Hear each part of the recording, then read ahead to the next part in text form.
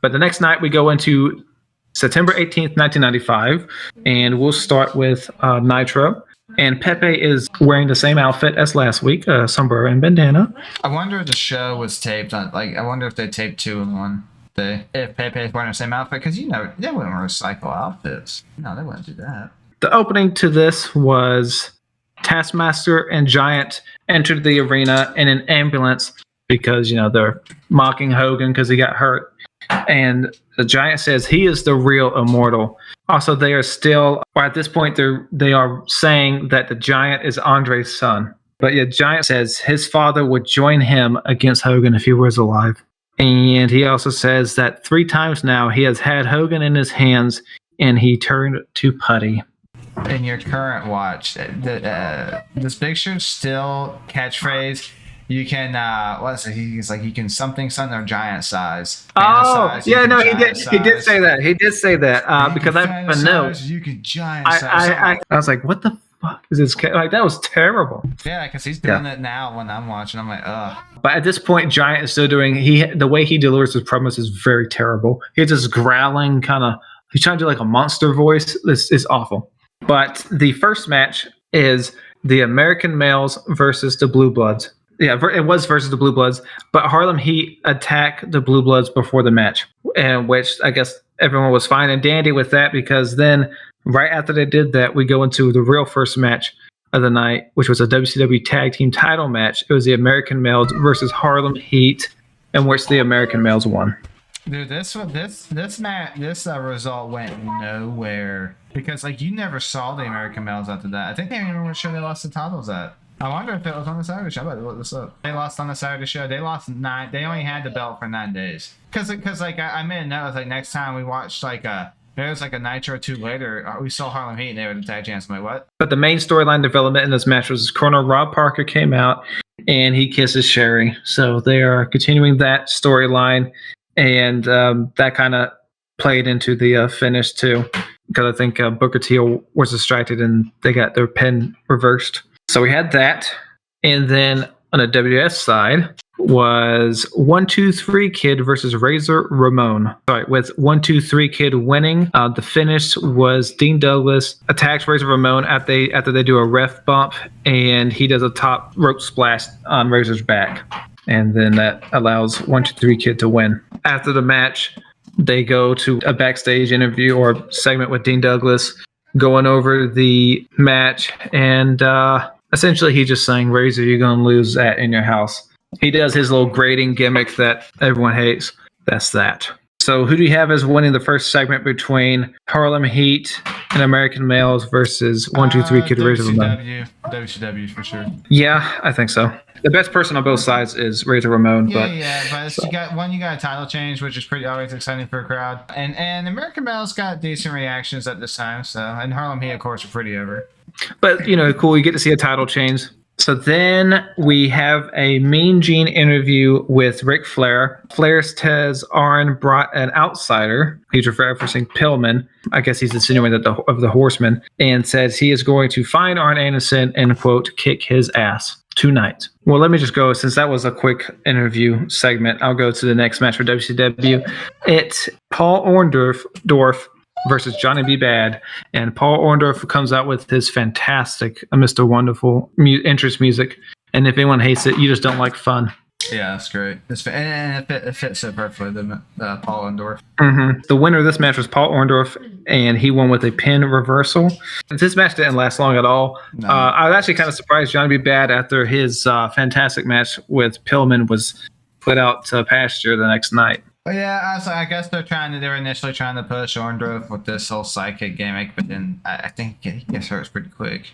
Yeah, he does. For WWF, we have Kama Mustafa and Tatanka versus Savio Vega and Sparkplug Holly. Who wouldn't be excited for that match? And I don't know why Tatanka, not according to Vincent Manus, the Native American Tatanka. Yeah, excuse me.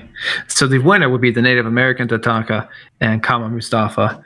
And the finish, it looked like a botched finish to me. Sparkplug Holly jumps off the top rope, and it looked like Kama was supposed to catch him and reverse it, but it looked really rough. So that wasn't much there. And then right after that, we also had a quick backstage segment with Razor Ramon, where he tells Dean Douglas he's got his attention, and he says he's going to take him from the classroom to the gutter. Mine. Classic Razor. I gotta give that to WCW, even though it wasn't great. It wasn't great, but WCW. I mean, you heard the names I mentioned. No one's getting excited for that. Well, it's just comments and talk. You're not just they're not used nearly enough that they weren't just really relevant, and obviously Savage Vega and Bob Holly aren't winning anything. Yeah, it's just like whatever. Well, at least Paul Orndorff, he's a huge name in the '80s, and he's still a big name at this point. And then Johnny Bad was a very good wrestler. So going back to WCW, we had a segment showing some WCW stars at their Baywatch filming, and during that, Macho Man is seeing bench pressing at the beach, but Sullivan comes in and kind of, as Macho Man's working out, he kind of shoves the bar down his chest and throat. So he's choking Macho Man with the bench press. And then Flair breaks it up. And then right after that, we go to an interview. Mean Gene interviews Macho Man, and he just essentially says he's going to destroy the Taskmaster. And he says he was cheap shotted by Luger at War Games. Oh yeah, I forgot to mention Luger accidentally punches Macho Man at War Games. And then he also tells Luger that he bets Luger will join the Dungeon of Doom. He thinks Sting will as well. It sucks. Yeah, I know. While he is saying that, Luger comes out and he says Macho Man is jealous of him, and then he challenges Macho Man to a match because Macho Man thinks Luger is going to betray them because Luger wants the title. So Luger says, well, Macho Man, don't you also want to become champion? Kind of saying that, he's got stuff he wants too. Which is fair. It's fair. It is fair. And Savage actually says, yeah, you're right. He does want to be champion, but he still wants Luger to pay for his cheap shot the night before. So, Macho Man's a hothead. He still wants to fight. So we got beef. To combat those two promo segments, Jean-Pierre Lafitte versus a jobber, with Jean-Pierre Lafitte winning. Yeah, this one was kind of, obviously they was only there to build up Lafitte just to lose to Hart In Your House. There's nothing much here. They're like feuding over like... how he gives his glasses and jacket to a fan? Yeah, he came out in Bret Hart's jacket one week. Yeah, Lafitte stole those items. And during this match, they do have Bret Hart on the phone, and he just says that Lafitte is Pierre Lafitte is a thief, and he will beat him at In Your House. And he has a couple other pirate puns. I think it's so weird when they do that. Like even in '96, it's like you have a wrestler on the phone during a match. They do that a lot. Yeah, they do it a ton. So those two, depends what you value, a match or an interview segment. But I'd go WCW. Yeah, I'll say WCW again because a jobber match is usually it's not a segment that's going to win to me. So for the main events, we have for WCW. Right before the main event, we go to a quick recap of War Games and see Giant destroying Hulk Hogan's Harley Davidson. How could you do that? How dare you? He destroys Hogan's motorcycle with a monster truck even. So I wonder what that's going to set up. To a certain event. Yeah, one of the most ridiculous things you ever see in a wrestling pay-per-view. Anyway, yeah, I'll save it. So the main event is Brian Pillman versus Ric Flair. So this was still, remember, still an Arn Anderson versus Ric Flair thing. So Ric Flair wins.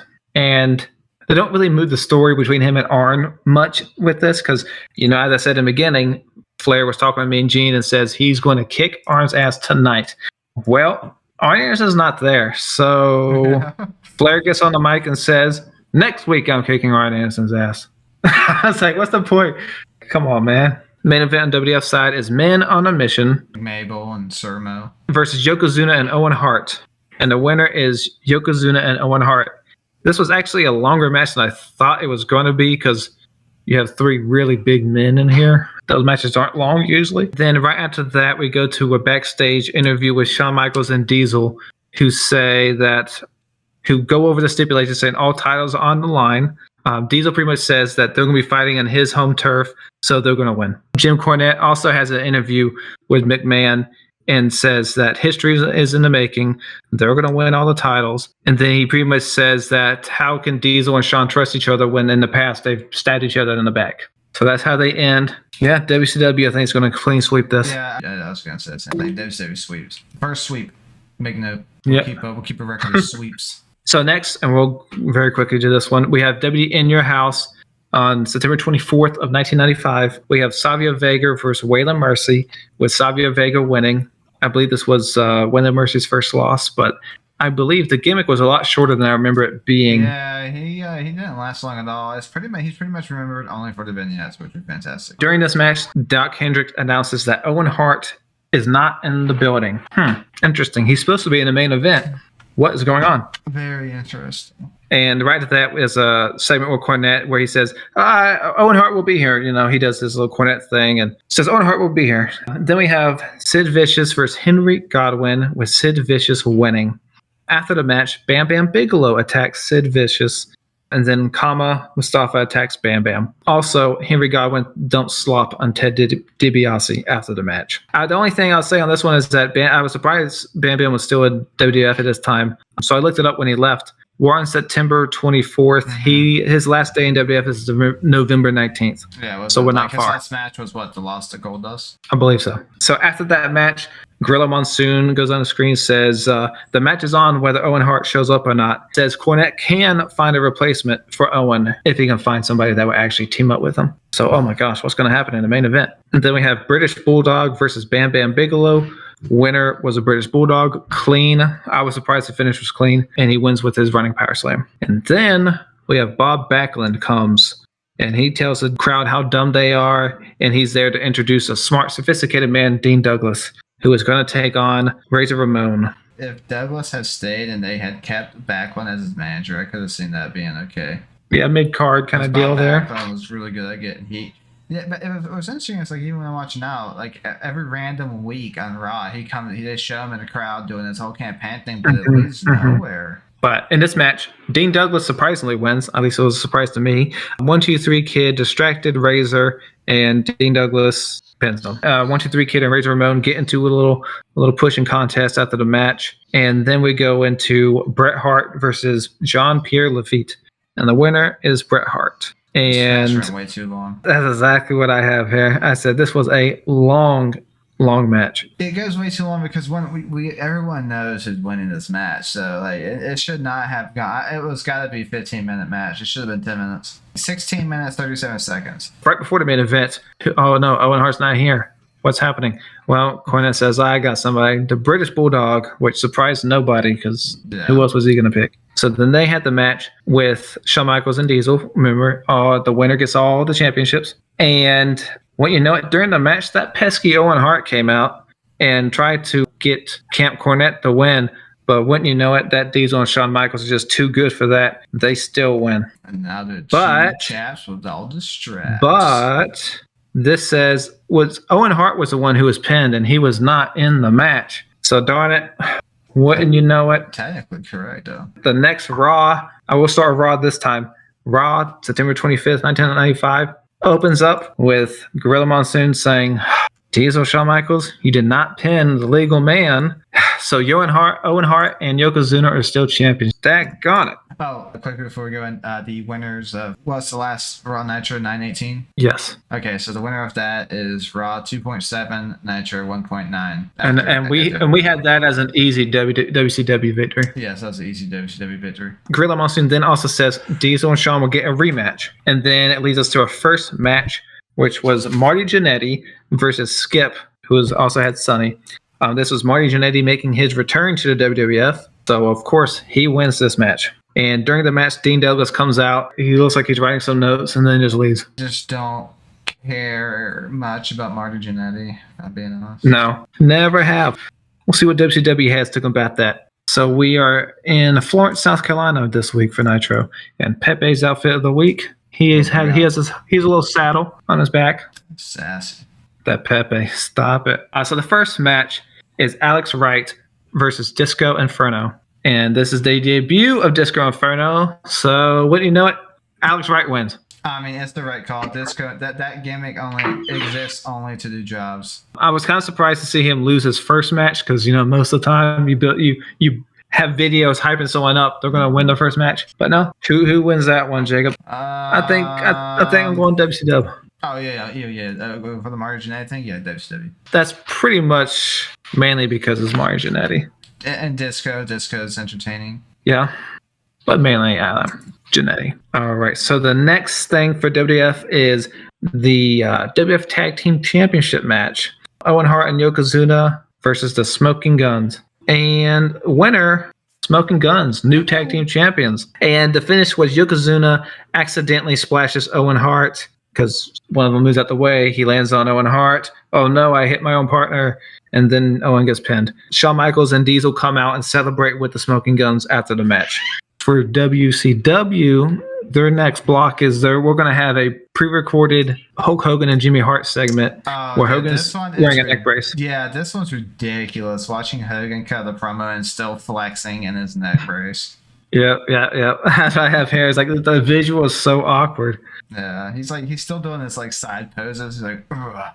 He has a neck brace on. And then, Hulk Hogan says, even in a neck brace, he hasn't missed a workout. He just all about them vitamins and prayers. All about them vitamins, man. And he challenges the Giant to a monster truck versus monster truck match. Totally normal thing in wrestling. And he says if he loses that match, he will give Giant a WCW title match that same night. Same night? That's crazy. Which doesn't make sense because I've seen a pay-per-view. It happens anyway. And then we also have another interview segment where Mean Gene is in the ring with Macho Man, and Macho Man asks, "Where's Luger?" So Luger comes to the ring and pretty much says, sometimes you got to go to war against each other. Says he has no respect for Savage and challenges Savage to a match next week on Nitro, and he will put up his #1 contendership on the line. Bananas. And he also says if he loses to Savage, he will leave the WCW, which I didn't like that he said that because that pretty much spoiled that result. I hate when they do stuff like that, like especially if it's like a superstar that just came back. Yeah. And Savage says, of course, I'll take that. So with that, tag team title match or 2 promos. I think I'll give it to WWF on that one. I think I go WWF. Smoking Guns were getting over. They're not bad. And I think they were starting to cut their hair and shave the mustaches at this point. Then we go to Doc Hendricks, who interviews Gorilla Monsoon, who announces for the next pay-per-view with the British Bulldog versus Diesel for the WWF title. And also says Shawn Michaels versus Dean Douglas will be at the next In Your House pay-per-view for the Intercontinental title. During that whole deal, this was a quick match. We had Kurosawa versus Craig Pittman, with Kurosawa winning with a German suplex. They built Kurosawa up for like a few weeks, and then they had him lose to, I think, like Savage or something, and like nothing after that. For WCW, we didn't go to these 2 things back to back. Mean Gene interviews Arn Anderson and Brian Pillman. Pillman says Flair is begging for change in Times Square and says they're going to form, he doesn't outright say it, but he insinuates they're going to form a new 4 Horsemen without Flair. And Arn Anderson tells Flair the better man won, but he says Flair can't find a partner because he has too many enemies. And then we go to the next match, which was Macho Man versus Kevin Sullivan, with Kevin Sullivan winning by DQ because Zodiac attacked Savage during the match. Savage got upset and he shoved the ref, causing the disqualification. Then a Giant comes out and attacks Savage. And then Larry Zbyszko, for some reason, comes out and he gets worked by Giant too. Yeah, I was like, why is Larry Zbyszko? Absolutely manhandled. A couple other people come out. Alex Wright comes out and Giant bear hugs him. And then Luger comes out and he stands over Savage. But then the Giant shockingly grabs Luger and choke slams him. And these will set up the 2 main events, which will be the British Bulldog versus Undertaker, with the winner being Undertaker by DQ. And King Mabel and Waylon Mercy are shown watching the match while it's going on in the beginning. King Mabel, I understand, because they're going to build a feud. I don't know why Waylon Mercy was there. I need to see if it played into the Saturday show. It's weird. I don't know. But it was DQ because King Mabel enters the ring. Mabel hits Undertaker with a belly-to-belly.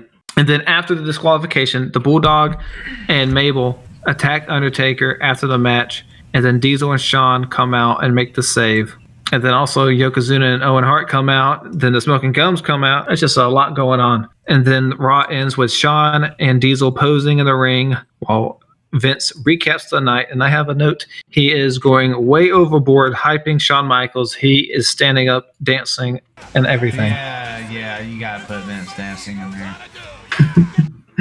It's insane. If no one has seen it, I mean, ridiculous. And then we have on the WCW side, the main event is Ming versus Lex Luger.